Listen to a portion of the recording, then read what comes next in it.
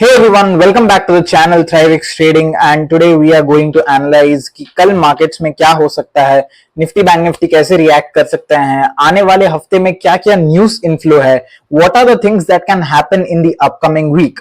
So let's analyze guys. Let's first take a look at bank Nifty की bank Nifty कैसे react किया था Friday के दिन. बैंक निफ्टी की अगर हम बात करें तो bank Nifty gap down open हुआ था 44,350 के पास. It went down till 44,000, almost 350 point का फॉल दिया. And from this bullish OB, why was this bullish OB very important? Because this bullish OB gave a break of structure of a day high and a huge range. And इस bullish OB से bank Nifty ने फिर से 350 point की rally only and only in 15-20 minutes जो है cover कर ली थी. एंड उसके बाद the entire day it just consolidated. This was a story with Bank Nifty and how things happened in Bank Nifty on Friday.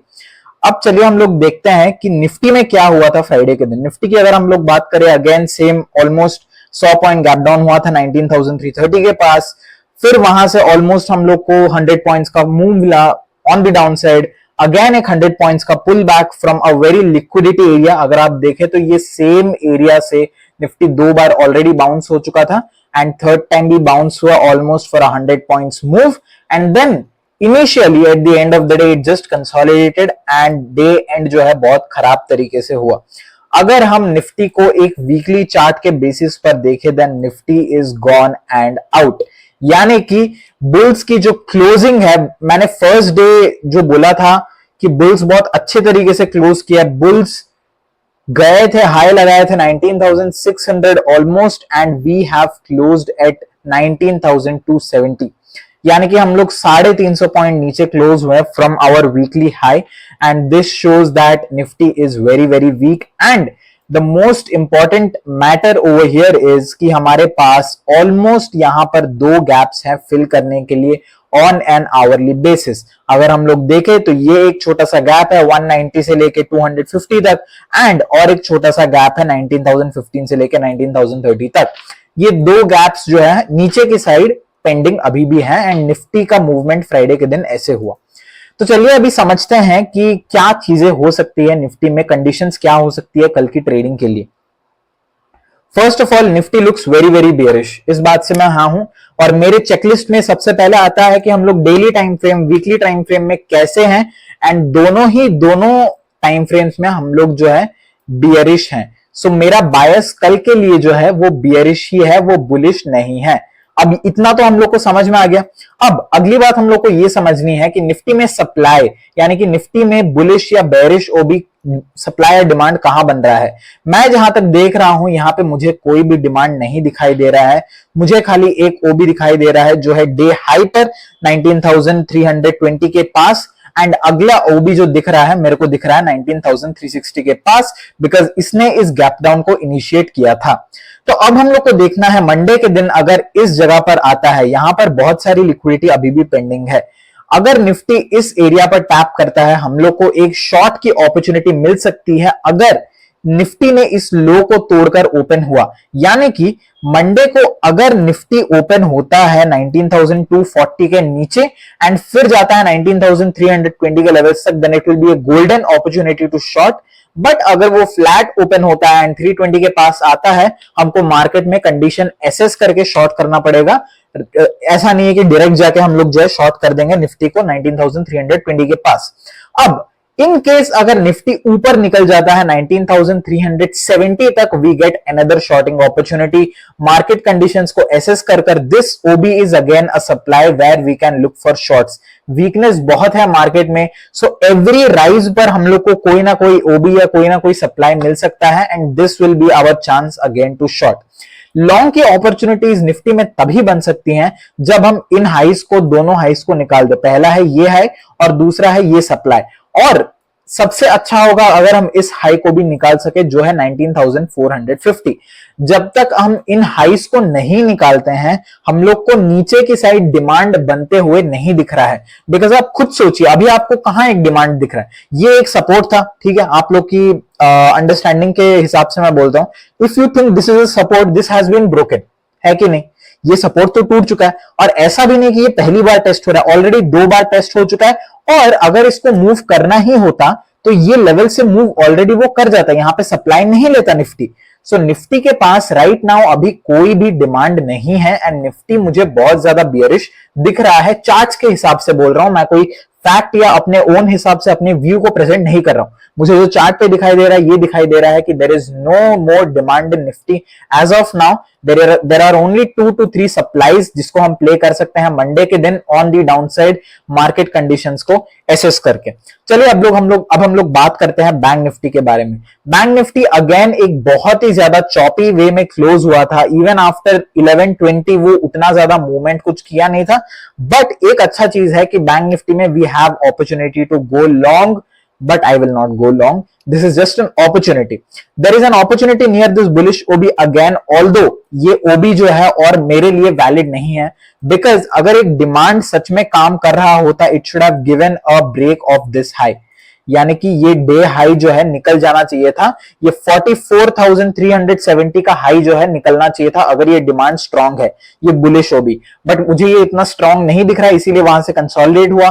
But अगर market के conditions positive रहे then there is a chance कि हम इस level से bounce कर सकते हैं। अगर उस लेवल पर हम लोग को बाउंस देखने को नहीं मिला, नीचे और एक भी ओबी है अराउंड 43,860 से 43,920 तक, इन 60 पॉइंट के बीच भी हम लोग को एक छोटा सा बाउंस देखने को मिल सकता है। ऑन द डाउनसाइड गाइज मुझे ये लगता है कि दिस पर्टिकुलर ओबी, यहां पे जो ये छोटा सा ओबी फॉर्म हो रहा है, this will be very very important. अगर बैंक निफ्टी इस कहीं भी इस एरिया में ओपन होके यहां पर आता है, देन आई थिंक मेरे लिए जो ट्रेड का पोजीशन बनेगा बैंक निफ्टी में वो बनेगा ये, मेरे स्टॉप्स रहेंगे इस हाई के ऊपर और मेरा टारगेट रहेगा ये बुलिश ओबी। ये ट्रेड आइडिया जो है ये मेरे लिए है। I am not trying to, मैं ये नहीं बोल रहा हूं कि आप लोग इससे ट्रेड करिए, बिकॉज मुझे नहीं पता आप लोग की स्ट्रैटेजी क्या है, आपका रिस्क मैनेजमेंट क्या है, आपके मार्केट कंडीशन को एसेस करने का नॉलेज कितना है। बट मेरे हिसाब से अगर बैंक निफ्टी इस बीच ओपन होता है या इवन फ्लैटिश भी ओपन होता है और मुझे चांस मिलता है 44,250 के पास, I will try to short bank Nifty इस एरिया के पास। ऑन द अपसाइड ये एरिया फिर से हमारे लिए एक सप्लाई बनता है। जस्ट इन केस ये सप्लाई टूट जाता है, ये हाई निकल जाता है, देन ये हमारे लिए एक अच्छा खासा सप्लाई बन सकता है, जहां पर फिर we have to wait for reversal. इसको हम लोग डायरेक्ट टैप पर ट्रेड नहीं करेंगे, मैं स्पेशली इसको डायरेक्ट टैप पर ट्रेड नहीं करूंगा। मैं वेट करूंगा कि यहां पर थोड़ा कंसोलिडेट हो या कुछ रिवर्सल का साइन दिखाए एंड फिर जाके जो है मैं यहां पे शॉर्ट करने की ट्राई करूंगा। तो बैंक निफ्टी में हमारे लिए डिमांड के लिए एरियाज है 44,850 से लेके 44,900, ये 50 पॉइंट्स का एरिया, एंड ये बुलिश ओबी स्पेशली जिन लोगों को लगता है कि वो लोग यहां पर ट्रेड कर सकते हैं, वो लोग यहां पर लॉन्ग्स लेने की ट्राई कर सकते हैं, बट ऑब्वियसली मेरा ओपिनियन वो नहीं है।